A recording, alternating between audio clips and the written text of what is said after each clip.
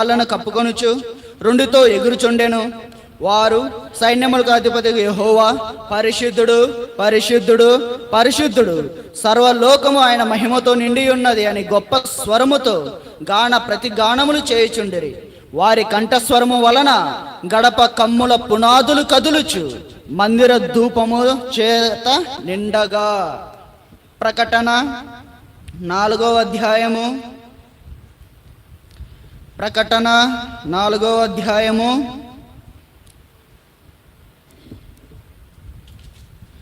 8, 9.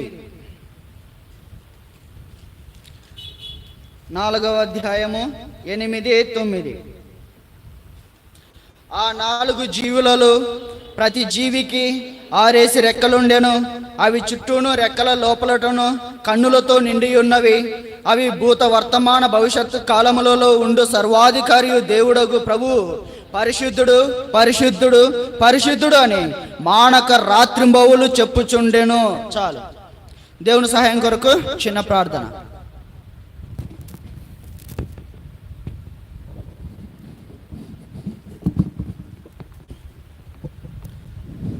ప్రేమల తండ్రి, కృపగల దేవ, యువదకాల సమయంలో మిమ్మల్ని స్తుతించడానికి గణపరచడానికి మీరు ఇచ్చినటువంటి యొక్క సమయాన్ని బట్టి వందనాలు చెల్లించుకుంటున్నాం ప్రభా. మరి ఈ దినము చూడలేక ఎంతోమంది పరిశుద్ధులు, నీతిమంతులు, గాయకులు, సువార్థికులు, రోషం కలిగినటువంటి సేవకులు ఎంతోమంది భూమిని విడిచి వెళ్ళినప్పటికీ ప్రభా, ఏ అర్హత లేనప్పటికీ మమ్మల్ని అయితే మీ యొక్క కృపలో, మీ యొక్క ప్రేమలో మమ్మల్ని భద్రపరుస్తూ ఇప్పటి వరకు మీరు మాకు తోడుగా ఉండి మమ్మల్ని నడిపిస్తూ ప్రభా, ఇంకనూ సజీవుల గుంపులో మేము ఉండుటకు మాకు అర్హత దయచేసినందుకు దేవా నీకు ఎనలేని కృతజ్ఞాస్తులు చెల్లించుకుంటున్నాము తండ్రి. ఉదయకాల సమయంలో మిమ్మల్ని ఆరాధించడానికి ఒక చిన్న మందగా ఫిలదెల్ఫియా ప్రార్థనా మందిరంలో మేము కూర్చుండగా ప్రభా, మీ యొక్క నేత్రములు మమ్మల్ని చూస్తున్నాయని, మీరు మా మధ్యలో ఉన్నారని మేము నమ్ముచున్నాం తండ్రి.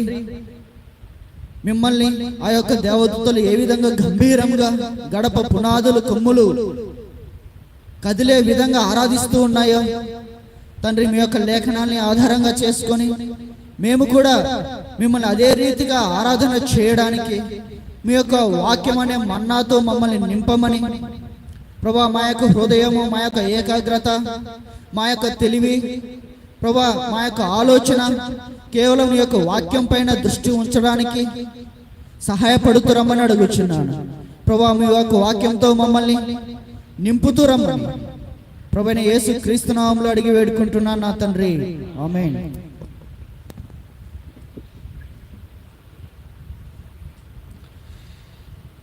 చదివిన 2 లేఖనాల్లో ఒక కామన్ వర్డ్ ఏంటంటే ఆయన పరిశుద్ధుడు పరిశుద్ధుడు పరిశుద్ధుడు.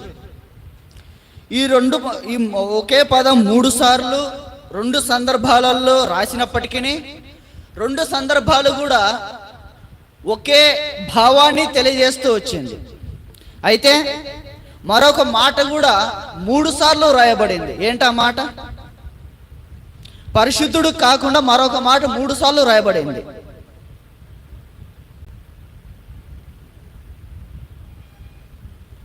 వ్యర్థం వ్యర్థం వ్యర్థం. ఏదైనా బైబిల్ గ్రంథంలో 3 సార్లు రాయబడింది అంటే ఒకటి పరిశుద్ధుడు, 2 సార్లు వ్యర్థం వ్యర్థం వ్యర్థం అనేది ఒక్కసారి మాత్రమే రాయబడింది. అయితే ఇక్కడ మన పాఠ్య భాగానికి వస్తే యెషయా ప్రవక్త రాసినటువంటి అనుభవాల్లో ఇక్కడ ఆయనకు పైగా శరాబులు నిలిచి ఉండిరి, ఒక్కొక్కరికి 6 రెక్కలు ఉండెను. ప్రతివాడు 2 రెక్కలతో తన ముఖమును 2తో తన కాళ్ళను కప్పుకొనుచు 2తో ఎగురుచుండెను. వారు సైన్యములకు అధిపతి యెహోవా పరిశుద్ధుడు పరిశుద్ధుడు పరిశుద్ధుడు అని రాత్రింబవళ్ళు మానక ఆరాధన చేస్తున్నారు. ఫిలదెల్ఫియా ప్రార్థనా మందిరానికి చిన్న మందగా చేరినటువంటి నీవు నేను మనం ఆరాధన చేస్తే పక్కన వాళ్ళకి వినపడుతుందా? మనం ఆరాధన చేస్తే పక్కన వాళ్ళకి వినపడుతుందా? ఎవరు ఆరాధన చేస్తున్నారు కూడా అర్థం కాకుండా నోట్లోనే ఆరాధన చేస్తూ ఉంటారు. కానీ ఇక్కడ పరిశుద్ధులు, ఇక్కడ దేవదూతలు వాళ్ళు ఆరాధన చేస్తుంటే గడప పునాదులు వణుకుచున్నాయి. గంభీరంతో వారు ఆరాధన చేస్తూ ఉన్నారు. వారు ఆరాధన చేస్తూ ఉంటే ఎంతో గంభీరంగా రాయబడుతూ వచ్చింది. అయితే మనం ఆరాధనలోకి వెళ్ళక ముందు ఒక చిన్న 4 మాటలు నేర్చుకునే ప్రయత్నం చేద్దాం. దేవదూతలు ఇక్కడ ఆరాధన చేస్తూ వచ్చే ఎన్ని దేవదూతలు ఉన్నాయి? కోట్లాను కోట్ల దేవదూతలు. వాటికి పేర్లు కొన్ని మాత్రమే ఉన్నాయి. ఏమైనా చెప్పగలుగుతారా? సెరాబులు, ఇప్పుడే చదువుకున్నాం సెరాబులు అని. తర్వాత గాబ్రియేలు, లూకా సువార్త 1:19 చదవండి. అసలు దేవదూతలు వారి యొక్క పని ఒక క్లుప్తంగా 2 నిమిషాలు చూసుకుందాం. దూత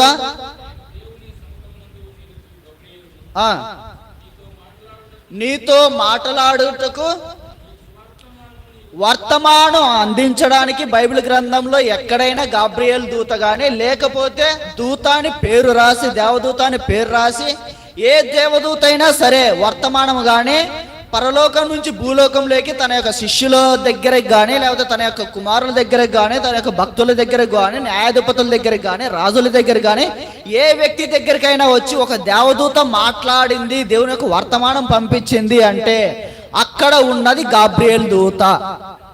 అక్కడ చాలా క్లియర్గా రాయబడింది, నేను దేవుని మందిరంలో నివసించే గాబ్రియేల్ దూతను, నీతో మాట్లాడుటకు వర్తమానము అందించడానికి వచ్చినటువంటి గాబ్రియేల్ దూత.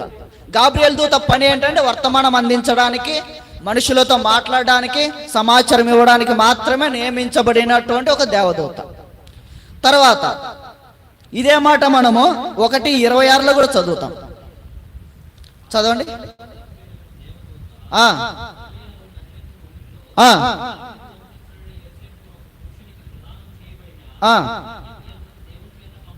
దేవుని చేత పంపబడిన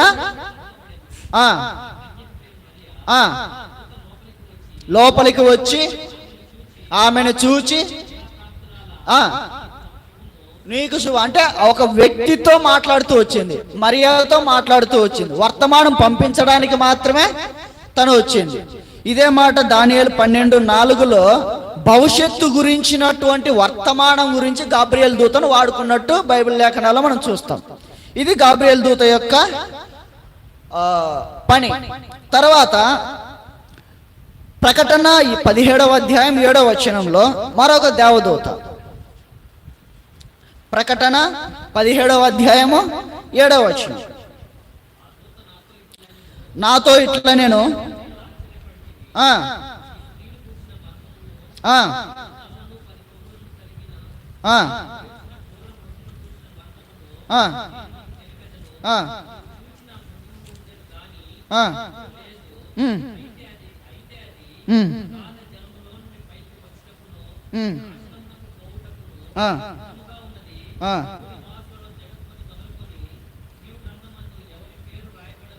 లేదు,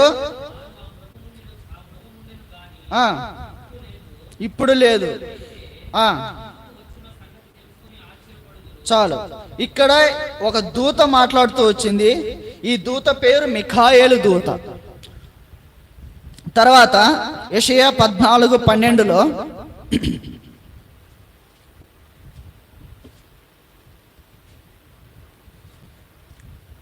యెషయా 14:12 తేజో నక్షత్రమా వేకువ చుక్క. ఈ పేరు దేనికి, ఎవరికి సాదృశ్యం అంటే, ఎవరికి పెట్టబడిందంటే సాతానుకు గల పేరు తేజో నక్షత్రమా. తర్వాత ప్రకటన 10:1 అక్కడ మరొక దూత, బలిష్ఠుడైన వేరొక దూత. కీర్తన 89:7 వివరించడానికి ప్రతి ఒక్క దూత వారి యొక్క క్యారెక్టరిస్టిక్స్, వారి యొక్క పని వివరించడానికి ఒక మెసేజ్ సరిపోతుంది. కానీ దేవదూతలు ఎన్ని ఉన్నాయి, జస్ట్ క్లుప్త వివరణ, ఒక పరిచయం లాంటిది మాత్రమే. కీర్తన 89:7 పరిశుద్ధుల దూతలు. ఇక్కడ దూతల పేర్లేంటి? పరిశుద్ధంగా జీవిస్తారు వారు. తర్వాత యోబు గ్రంథం 38:7. యోబు గ్రంథం 38:7. దేవదూతలు ఫుట్ నోట్లో ఒకటేసి కింద ఏం రాయబడింది? దేవుని కుమారులు. ఇవి దేవదూతలు. మన బైబిల్లో ఎక్కువగా కనిపించేటటువంటి దేవదూతలు మిఖాయేలు, గాబ్రియేలు, సెరాబులు, తేజో నక్షత్రము, బలిష్ఠుడైన దూత, పరిశుద్ధ దూతలు, దేవుని కుమారులు, దేవదూతలు. వీరందరూ ఏం చేస్తున్నారు? మానక రాత్రింబవళ్ళు దేవుడు పరిశుద్ధుడు పరిశుద్ధుడు పరిశుద్ధుడు అనే పునాదులు కదిలే విధంగా ఆరాధన చేస్తున్నారు. మరి ఈరోజు మీ యొక్క ఆరాధన నేను వింటా. ఎంతమంది గంభీరంగా ఆరాధన చేస్తారు, ఎంతమంది నోట్లో ఆరాధన చేస్తారు, ఎంతమంది పక్కన వాళ్ళకి వినిపించకుండా ఆరాధన చేస్తారు. నేను అందరం విన్నాము, కానీ వీరికంటే ఎక్కువగా మనం ఆరాధన చేయాలని దేవుడు ఆసక్తితో ఎదురు చూస్తున్నాడు, మన మధ్యనే ఉన్నాడు. అయితే మరొక మాట ఏంటంటే, ఇంత గంభీరమైన ఇంత పరిశుద్ధమైనటువంటి ఈ యొక్క దేవదూతలకి మనకి వ్యత్యాసాలు ఎన్ని ఉన్నాయి అంటే, డిఫరెన్సెస్ ఏమి? వారిని దేవదూతల్ని దేవుడు ఏ విధంగా చూశాడు, మనల్ని దేవుడు ఏ విధంగా చూశాడు, దేవదూతల్ని దేవుడు ఎక్కడ ఉంచాడు, మనుషులుగా మనల్ని దేవుడు ఎక్కడ ఉంచాడు. ఒక వీలైతే 3 లేకపోతే 5 సందర్భాలను చూసుకొని మనం ఆరాధనలోకి ప్రవేశిద్దాం. మొట్టమొదటి సందర్భం హెబ్రీయులకు రాసిన పత్రిక 1వ అధ్యాయము 13-14. అయితే నేను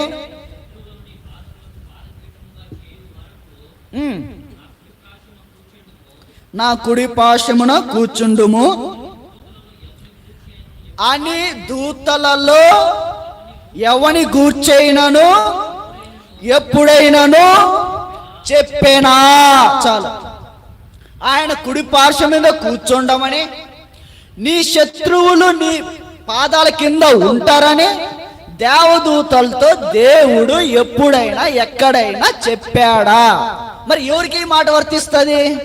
భూలోకంలో ఆయన పరిశుద్ధమైన రక్తము చేత కడగబడి విమోచింపబడి ఆయనే మన సొంత రక్షకుడని తీర్మానం తీసుకొని ఆయన చేత ఎన్నుకోబడినటువంటి భూలోక నివాసులకి, ఆయన కుమారులకి ఈ యొక్క వాక్యం ఏంటి?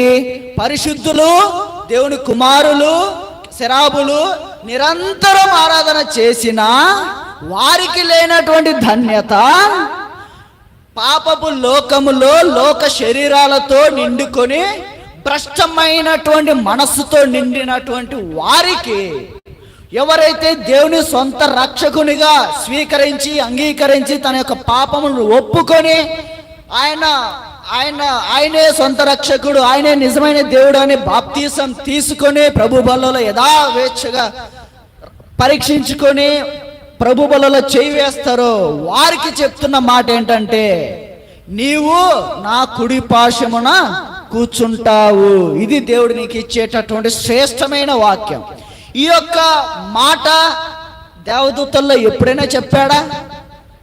వారికి లేని ధన్యత, వాటికి లేని అర్హత, వానికి లేని ఈ యొక్క ఆధిక్యత, ఏ అర్హత లేని నీకు నాకు దేవుడు ఈ యొక్క ఉదయకాల సమయంలో అనుగ్రహిస్తూ వచ్చాడు. ఈ మాటను ఎత్తిపెట్టుకొని మనం ఆరాధన చేయలేమా? అక్కడ మరొక మాట రాయబడింది, నీ శత్రువులను నీ పాదములకు పాదపీఠముగా చేయు వరకు. అంటే శత్రువు వెంటనే లొంగిపోతాడా? శత్రువు వెంటనే మన పాదాల కిందికి వస్తాడా? శత్రువు అంటే ఎవరు? సాతాను. సాతాను యొక్క క్రియల్ని, సాతాను యొక్క శోధల్ని, సాతాను యొక్క చేష్టల్ని, లేకపోతే సాతాను పెట్టేటటువంటి సులువుగా చిక్కును పెట్టేటువంటి పాపాలని, లేకపోతే వాడు మనల్ని డైవర్ట్ చేసే విధానాన్ని ఒక క్షణంలో అయిపోతుందా? ఒక రోజు, పోనీ ఒక నెలలో తీరిపోయే సమస్య వానికి మనకి కాదు. జీవితాంతం కొనసాగేటటువంటి ఒక పోరాటం. శత్రువైన సాతానికి మనకి. ఈ పోరాటంలో ఆ శత్రువైన సాతాన్ని మన కాళ్ళ క్రింద పెట్టేంత వరకు, అలాగే ఆయన కుడి పార్శ్వమున కూర్చుండడానికి అర్హత దేవదూతలకు లేదు, పరిశుద్ధులైన దేవదూతలకు లేదు, నిరంతరం ఆరాధన చేసే వాటికి లేదు. ఎప్పుడో ఆదివారం ఆరాధన చేస్తామో లేదో తెలియని నీకు నాకు దేవుడు ఈ యొక్క ఆధిక్యతను అనుగ్రహిస్తూ ఉన్నాడంటే దేవుడు నీ పట్ల నా పట్ల చూపించేటటువంటి ప్రేమ ఎటువంటిది. ఇది మొదటి నిదర్శనం. రెండవది 4:5. 4లో చివరిగా దేవదూతల కంటే ఒక మాట రాయబడింది.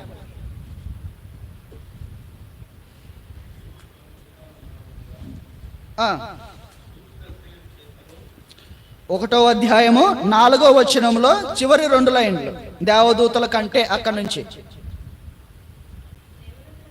దేవదూతల కంటే ఎంతో శ్రేష్టమైన నామం పొందెనో వారికంటే అతి శ్రేష్ఠుడై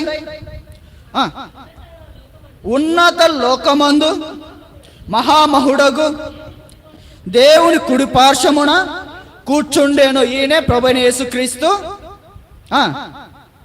చదువు.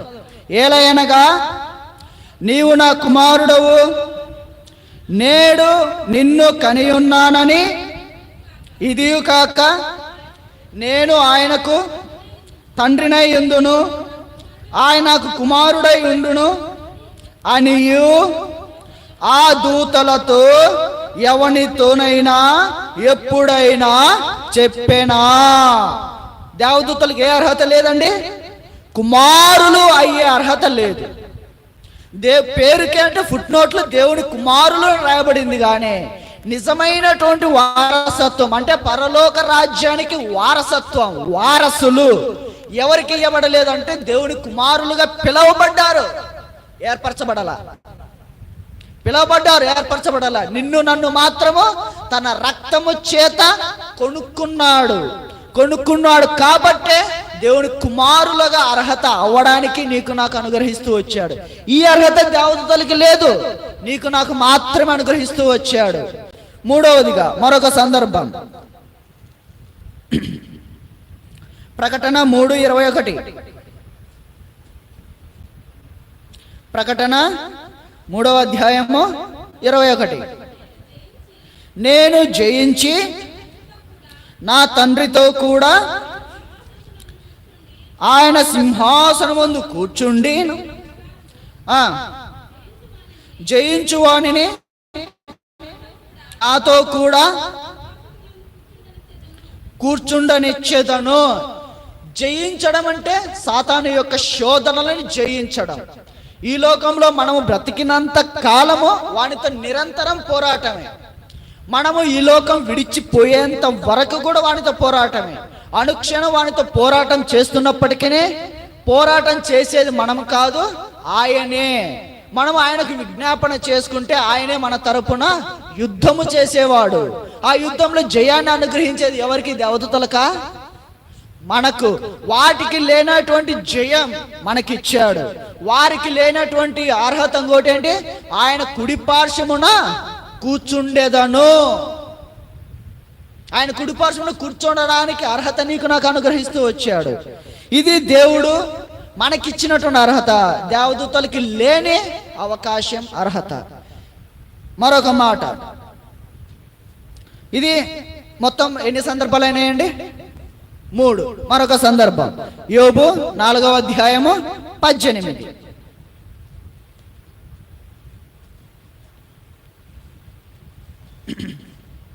యోబు 4వ అధ్యాయము 18.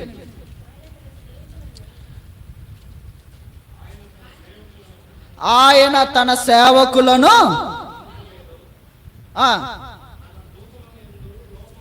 తన దూతల యందు లోపము కనుగొనెను. నిజమంటారా? చదివిది నిజమేనా? తన దూతలలో లోపమంట. ఎక్కడున్నారు వాళ్ళు? లోకంలో ఉన్నారా? ఇంట్లో కూర్చొని టీవీ చూస్తున్నారా? ఫ్యామిలీతో ట్రిప్ వెళ్ళారా, లేకపోతే వాటర్ ఫాల్స్కి వెళ్ళారా, లేకపోతే హనీమూన్కి వెళ్ళారా, లేకపోతే ఎక్కడైనా సినిమాకి వెళ్ళారా, లేకపోతే ఫ్రెండ్స్తో పార్టీకి వెళ్ళారా, లేకపోతే ఎక్కడున్నారు వాళ్ళు? దేవదూతలు ఉన్నటువంటి స్థానం ఏంటి? పరలోక రాజ్యంలో వారి యొక్క స్థానం. వాళ్ళు ఏం చేస్తున్నారు? నిరంతరం ఆయనను ఆరాధిస్తున్నారు, ఆయనను కీర్తిస్తున్నారు, ఆయనను గణపరుస్తున్నారు. మానక రాత్రింబవలు ఆరాధిస్తుంటే వాటిల్లోనే లోపమా?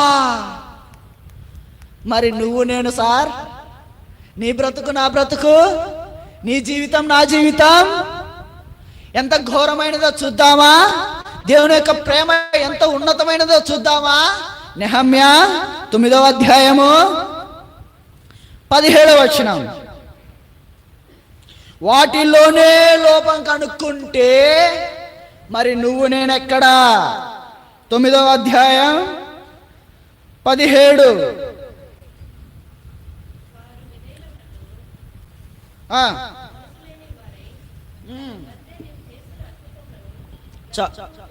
ఒక్కొక్క మాట అక్క. వారు విధేయులగుటకు మనస్సు లేని వారు ఎవరు వీళ్ళు? మనకు కాదులేండి అన్న, మనకు కాదులే. వేరే సంఘానికా? మనకు కాదా? లేకపోతే దేవుడు అంటే ఎరగని వారికా? దేవుడు అంటే ఎవరో తెలియని వారికా? ఎవరు వీళ్ళు? వారు అంటే ఎవరు? ఇజ్రాయేల్ ప్రజలు, బానిసత్వం నుంచి దేవుడు విడిపించినటువంటి ప్రజలు. 40 సంవత్సరాలు వారి మధ్య దేవుడు చేసినటువంటి అద్భుత ఆశ్చర్యకారాల్ని చూసినటువంటి వారు. ఎవరికీ లేనటువంటి ధన్యత ఏంటి? ఆ ధన్యత మన్నా తినే భుజించే అర్హత వారు సంపాదించినప్పటికీ, దేవుడితో నడిచినప్పటికీ, దేవునికి అద్భుత కార్యాలు చూసినప్పటికీ వారికి ఏం లేదు? మనస్సు లేదు. ఎటువంటి మనస్సు లేదు? విధేయత చూపించడానికి మనస్సు లేదు. అన్ని అద్భుతాలు చేసిన, ఇటువంటి అద్భుతాలు దేవదూతల మధ్య చేశాడా? పోనీ వారికి కష్టం వస్తే వాళ్ళ కష్టాలను తుడిచివేశాడా? వారి యొక్క కన్నీళ్లు తుడిచాడా?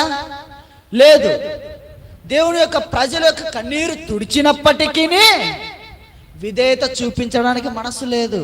తర్వాత జ్ఞాపకము చేసుకోనక, గుర్తుంచుకోలేక. కొంతమంది మనలో కూడా చాలా మంది ఉంటారు. నీకు ఎంత మేలు చేసినా ఏం లేదు, విశ్వాసం లేదు, కృతజ్ఞత లేదు, నీకు చేయడమే వేస్ట్ అంటారు. ఒకసారి సాయం చేస్తాము, గుర్తుపెట్టుకుంటాడు. రెండోసారి సాయం చేసినావు, తర్వాత ఏమంటాడు? చేసినావులే, మేము 1,00,000 రూపాయలు అడిగితే 50,000 ఇచ్చినావు, ఆ 50,000 మాకు దొరక్కనా? నీకు 50,000 కూడా దొరకని స్థితిలో నీకు 50,000 ఏదో మనోళ్ళులే, మనకు తెలిసిన వాళ్ళులే, మన సంఘస్థులులే కష్టాల్లో ఉన్నారని జాలి ప్రేమతో చూపిస్తే రివర్స్లో తర్వాత ఇస్తాంలే.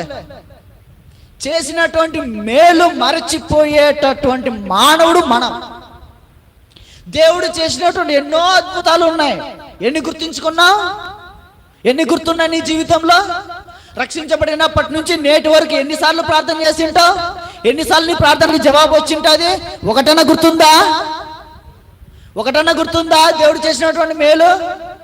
పోనీ దేవుడు నీ పట్ల చూపించినటువంటి అపారమైన ప్రేమ నీకు గుర్తుందా? ఈ భూలోకంలో భయంకరమైనటువంటి కరోనా దినాలలో కూడా ఎంతో మంది చచ్చిపోయినా కూడా నీ కుటుంబంలోకి మరణం రాలేదంటే దేవుడు చేసిన మేలును మర్చిపోయావా?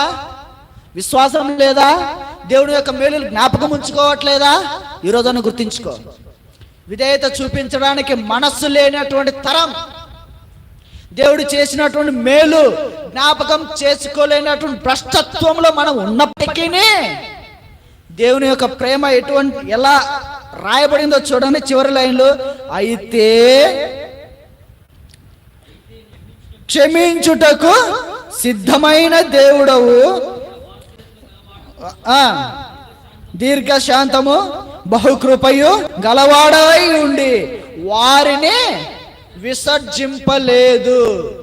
పరలోకంలో దేవదూతలు తిరుగుబాటు చేశారు.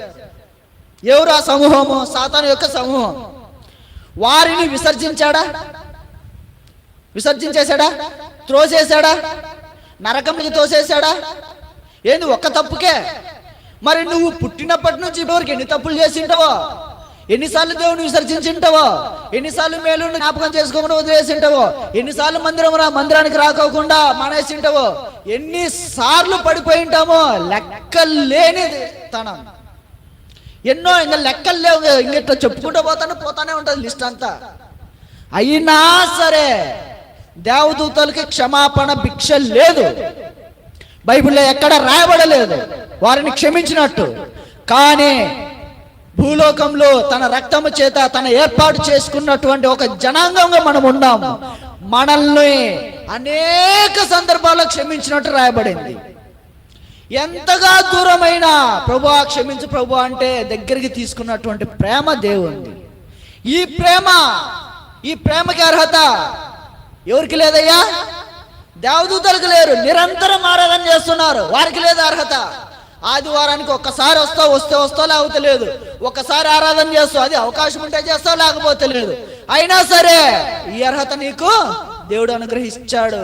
ఈ అర్హతను బట్టి దేవుని ఏం చేయాలి? నువ్వు గంభీరంగా ఆరాధన చేయాలి. తర్వాత మరొక సందర్భం 30:29 చివరిలో వారు గర్వించిన మాట కూడా రాయబడింది. అక్కడి నుంచి చదవండి. వారు గర్వించి నీ ఆజ్ఞలకు లోబడక పాపులై నిన్ను తిరస్కరించి కఠినపరుచుకొని నీ మాట వినకపోయిరి. నీవు అనేక సంవత్సరములు వారిని ఓర్చుకొని. ఎవరు ఓర్చుకుంటారండి? చిన్నపిల్లలు అల్లరి చేస్తారు. ఒకసారి చెప్తావు, 2 సార్లు చెప్తావు, 3వ సార్లే ఈ చెంప పగులుతుంది, ఆ చెంప పగులుతుంది, లేకపోతే ఈపు మీద ఒక పెద్ద దెబ్బ పడుతుంది. అంతేనా? టీచర్లైనా అంతే, అమ్మ నాన్న అంతే, పెద్దోళ్ళైనా అంతే. ఒకసారి చెప్తారు, 2 సార్లు చెప్తారు, ఎంత చెప్పినా నువ్వు మారవని వదిలేస్తారు, లేకపోతే కొడతారు, లేకపోతే గద్దిస్తారు. మరి లేకపోతే తెంచేసుకుందాం అంటారు. ఇంకా దూరం పోతే తెంచేసుకుందాం, నీ బతుకు నీది, నా బతుకు నాది అంటారా? తల్లిదండ్రులు పిల్లోళ్ళు మీ బతుకు మీది, మా బతుకు బాధ అంటున్నారుగా. ఒక వయసు వచ్చిన తర్వాత, సంపాదన వచ్చిన తర్వాత భారమైపోతున్నారు. తల్లిదండ్రులు పిల్లలకి తల్లిదండ్రులు భారమైపోతున్నారు. కానీ దేవుడికి మాత్రం నువ్వు భారం అవ్వట్లా. నువ్వు ఎంత కఠినపరుచుకున్నా, నువ్వు ఎంత దూరమైనా, నువ్వు ఎంత తిరస్కరించినా నిన్ను క్షమించడానికి సిద్ధంగా ఉన్నాడు. నిన్ను ఓర్చుకుంటున్నాడు. ఎంతసేపు ఓర్చుకున్నాడు? ఎన్ని సంవత్సరాలు ఓర్చుకున్నాడు? వారిని అనేక సంవత్సరములు. అంటే ఇప్పుడు నీ వయసు ఎంత? 20, 25, 30, 35, 50? నీ వయసు ఎంతైతే అంత, అన్ని సంవత్సరాలు దేవుడు నిన్ను ఓర్చుకున్నాడు. నువ్వు తిరుగుబాటు చేసినా సరే దేవుడు నిన్ను ఓర్చుకున్నాడు. మరి దేవదూతలను ఓర్చుకున్నాడా? ఒకే తప్పు, అక్కడ తోసేసే నరకం. వారిలో లోపాన్ని కనుగొంటూ వచ్చాడు. మనమైతే నిలువెత్తున లోపమే, నిలువెత్తున పాపమే. అరికళ్ళ మొదలుకొని నన్నెత్తు వరకు ఎక్కడే గాని ఏం లేదు, స్వస్థత లేదు. ఎక్కడే గాని భూతత్వం వేసి వెతుకుదామన్నా కూడా పరిశుద్ధత అనే మాటే లేదు. ఏదో మంచి క్రియ ఒక్కటన్నా కనపడుతుందంటే ఒక్కటి లేదు. అయినా సరే దేవుడు ఏం చేశాడు? ఓర్చుకున్నాడు, భరించాడు, క్షమించాడు, విడిచిపెట్టలా. వాటికి లేనటువంటి ధన్యత ఏంటి? క్షమాపణ, ఓర్చుకోవడం. అది నీకు నాకు అనుగ్రహించాడు. అందును బట్టి మనం ఆరాధన చేయాలి. ప్రభువా, పరలోక రాజ్యంలో వాటికి లేదు, నాకు అనుగ్రహిస్తూ వచ్చా. ఏమి ఇవ్వగలను? నీ యొక్క ప్రేమకై. మరొక మాట,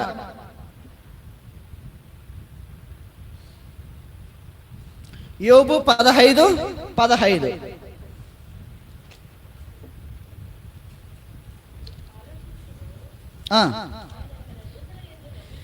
తన దూతల యందు నమ్మకం ఉంచడం లేదు. అంతేనా? దేని బట్టి నమ్మకం ఉంచడం లేదు? కరెక్ట్ టైంకి ఆరాధనకి వెళ్ళలేదనే? అంతేనా? కరెక్ట్ టయానికి దేవుని స్తుతించలేదనా?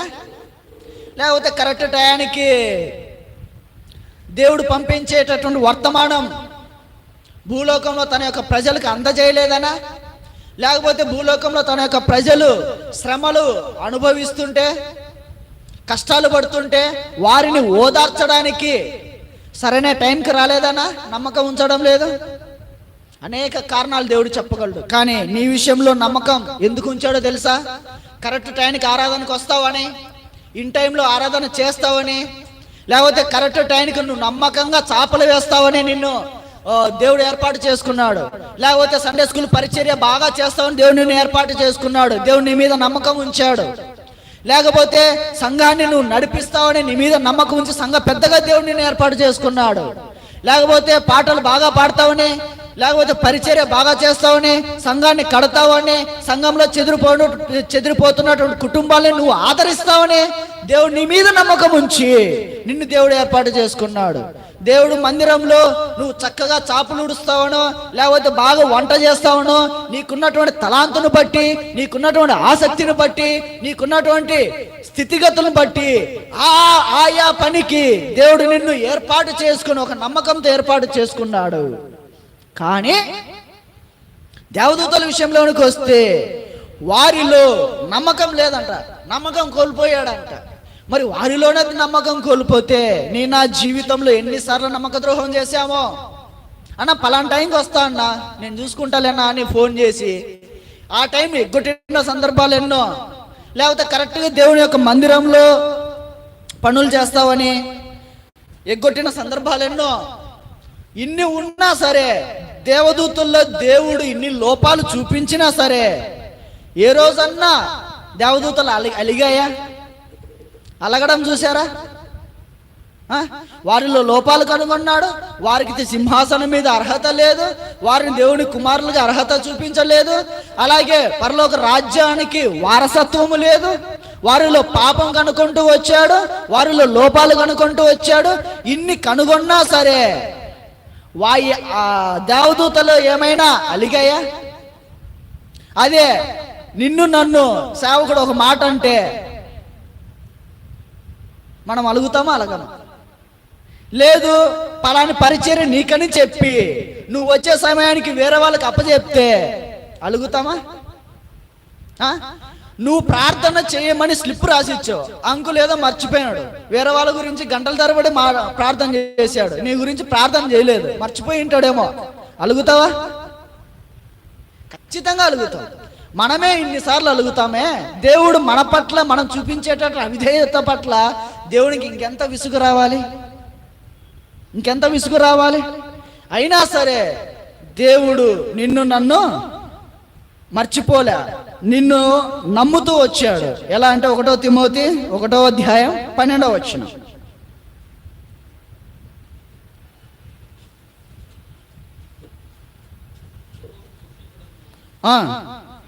హింసకుడను తన పరిచర్యకు నియమించి, ఒకప్పుడు ఎటువంటి వారమండి?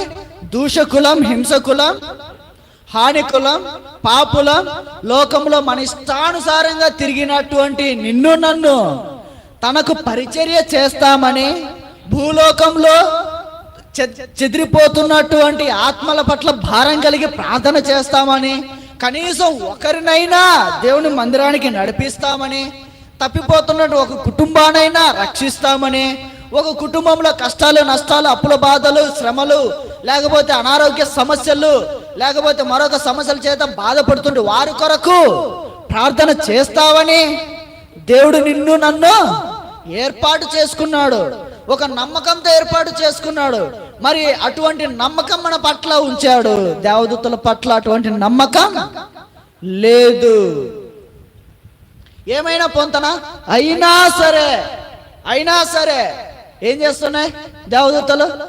మానక రాత్రింబవళ్ళు పరిశుద్ధుడు పరిశుద్ధుడు పరిశుద్ధుడు పరిశుద్ధుడు పరిశుద్ధుడు పరిశుద్ధుడు అని ఆరాధన చేస్తూనే ఉన్నాయి. మానక వాటి యొక్క టైమింగ్స్ మారట్లా, వారి యొక్క ఆరాధన మారట్లా.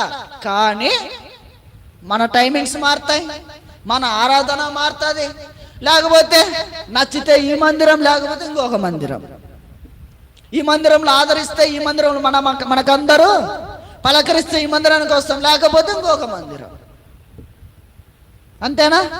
అంటే దేవుని పట్ల నువ్వు చూపించేటటువంటి అవిధేయత ఎంత భయంకరమైనదో చూడండి. అయినా సరే దేవుని యొక్క ప్రేమ నిన్ను ఏ విధంగా రక్షిస్తుందో, ఏ విధంగా నిన్ను కాపాడుతుందో, ఏ విధంగా నిన్ను ఎత్తి పెట్టుకుంటుందో, ఏ విధంగా నిన్ను ఏర్పాటు చేసుకున్నదో ఆలోచించు. ఎఫెసీయులకు రాసిన పత్రిక 1వ అధ్యాయము 6 అంటే 4 నుంచి 6. ఎట్లనగా ఉచితముగా మనకు అనుగ్రహించిన, ఎవరికి అనుగ్రహించాడండి? ఎవరికి? దేవదూతలకు అని రాయబడిందా? ఎవరికి ఉచితంగా అనుగ్రహించాడు? నీకు నాకు, తప్పిపోయినటువంటి నిన్ను నన్ను, లోకంలో తిరుగుతున్నటువంటి నిన్ను నన్ను యేసుక్రీస్తు ద్వారా తనకు కుమారులుగా స్వీకరించుటకై, నిన్ను స్వీకరించడానికి దేవుడు సిద్ధంగా ఉన్నాడు. తన యొక్క రాజ్యములో నిన్ను తన కుడి పాశమున కూర్చొండబెట్టడానికి దేవుడు సిద్ధంగా ఉన్నాడు. నీ దగ్గర నుంచి కోరుకున్నది ఒకటే, ఆయనను గంభీరంగా ఆరాధిస్తావని, ఆయనను స్తుతిస్తావని, ఆయనను ఘనపరుస్తావని. ఎన్ని కష్టాలు వచ్చినా సరే, పౌలు శీల ఎక్కడ ఆరాధన చేశారు? చెరసాలలో. వారేమైనా ఆరాధన చేశారా? ప్రార్థన చేశారా? ఆరాధన చేశారు. మనకు కష్టాలు వస్తే ఆరాధన చేస్తామా? ప్రార్థన చేస్తామా? అప్పుల సమస్య వస్తే ప్రార్థన చేస్తామా? ఆరాధన చేస్తామా? బండిలో పోతా ఉంటాం, స్కిడ్ అయి కింద పడి ఉంటాం, ఆరాధన చేస్తామా? ప్రార్థన చేస్తామా? మరి పోలీసులు ఏం చేశారు? ఎంత తేడా అండి! దేవదూతలు, అన్ని లోపాలు ఉన్న దేవదూతలు ఏం చేశాయి? ఆరాధన చేశాయి. నువ్వు నేనేం చేస్తున్నా? ఏం చేయాలి? ఆరాధన చేయాలి. కష్టం వచ్చినా, నష్టం వచ్చినా, శ్రమ వచ్చినా, బాధ వచ్చినా, నింద వచ్చినా, అవమానం వచ్చినా, థ్యాంక్ యూ గాడ్, ఈ కష్టాన్ని అనుగ్రహించావు. ఈ నష్టం వచ్చింది, బండి మీద నుంచి కింద పడ్డా, దెబ్బలు పడ్డాయి, లేకపోతే టైఫాయిడ్ వచ్చింది, లేకపోతే మలేరియా వచ్చింది, జ్వరం వచ్చింది, థ్యాంక్ యూ. ఎవరైనా చెప్పగలరా? నీ జీవిత అనుభవంలో ఒక్కసారైనా చెప్పావా? ఒక్కసారి చెప్పి చూడు. దేవుని యొక్క నిజమైన ప్రేమ, దేవుడు ఉచితంగా అనుగ్రహించేటువంటి తన యొక్క కృప, ఆ యొక్క ఆనందం ఎట్టిదో నువ్వు వర్ణించలేవు. ఒక్కసారి లైఫ్లో ఒక్కసారి చెప్పి చూడు. ఆయనను ఆరాధించకుండా ఉండలేవు, ఆయనను స్తుతించకుండా ఉండలేవు. ఎంత మంది వచ్చిన వారికి సాక్ష్యం చెప్పకుండా ఉండలేవు. ఎప్పుడు? కష్టాల్లో థ్యాంక్ యూ చెప్పినప్పుడు, స్తుతించినప్పుడు, ఆరాధన చేసినప్పుడు. ఆ తర్వాత వచ్చేటటువంటి మహిమను నువ్వు 10 మందికి కాదు, 100 మందికి చెప్పినా ఆశ్చర్యపోనక్కర్లా. లోకంలో ఎంతో మంది, యూట్యూబ్లో ఎన్నో సాక్ష్యాలు మనం వింటున్నాం, అవునా? నీకు కూడా ఒక సాక్ష్యం ఉంది, నీకు తప్పితే ఎవరికి తెలియదు. కారణం ఏంటి? పోనీ నీ సంఘానికి ఏమన్నా తెలుసా నీ సాక్ష్యం? నీ సంఘం దాటి నీ సాక్ష్యం బయటికి వెళ్ళట్లా. కారణం ఏంటి? శ్రమల్లో నువ్వు దేవుణ్ణి స్తుతించట్లా, శ్రమల్లో నువ్వు దేవుణ్ణి ఆరాధించట్లా. అదే కారణం. ఈ రోజు నుంచి అయినా సరే, ఎన్ని స్థితిగతులు మారినా దేవుణ్ణి ఆరాధించకుండా మానమనేటటువంటి ఒక తీర్మానంతో దేవుణ్ణి ఆరాధన చేస్తే, దేవుడు మనకు ఉచితంగా అనుగ్రహించేటటువంటి కృపా మహదేశ్వర్యం, ఆనందం ఎంతనో వర్ణించలేనిది. దేవదూతలకు లేనటువంటి యొక్క ధన్యత నీకు నాకు అనుగ్రహిస్తూ వచ్చాడు. దేవదూతల లోపాన్ని కనుగొంటూ వచ్చాడు, దేవదూతల పాపాన్ని కనుగొంటూ వచ్చాడు. దేవదూతల్లో నమ్మకము లేదు, దేవదూతల్లో తన కుమారులుగా స్వీకరించడానికి దేవుడు వారికి ఇంట్రెస్ట్ చూపించడం లేదు. పరలోక రాజ్యానికి వారసత్వం ఇవ్వడానికి దేవుడు ఇంట్రెస్ట్ చూపించట్లేదు. వీటికి అన్నిటికీ దేవుడు నిన్ను నమ్ముతున్నాడు, నిన్ను ఏర్పాటు చేసుకుంటున్నాడు. ఈ దేవుడు చూపించేటువంటి ఈ యొక్క ప్రేమను బట్టి, ఈ యొక్క అర్హతను బట్టి, ఈ యొక్క ధన్యతను బట్టి దేవుని మనం ఏం చేయాలి? ఆరాధన చేయాలి. మెల్లగానా? నోట్లోనా? గంభీరంగా. గడప పునాదులు ఏ విధంగా అయితే వణుకుతూ వచ్చాయో, దేవదూతలు ఆరాధన చేసి, మనం ఆరాధన చేసి కనీసం మందిరం వరకైనా వినపడే విధంగానైనా ఆరాధన చేద్దాం. ఈ వాక్యాన్ని దేవుడు దీవించును గాక.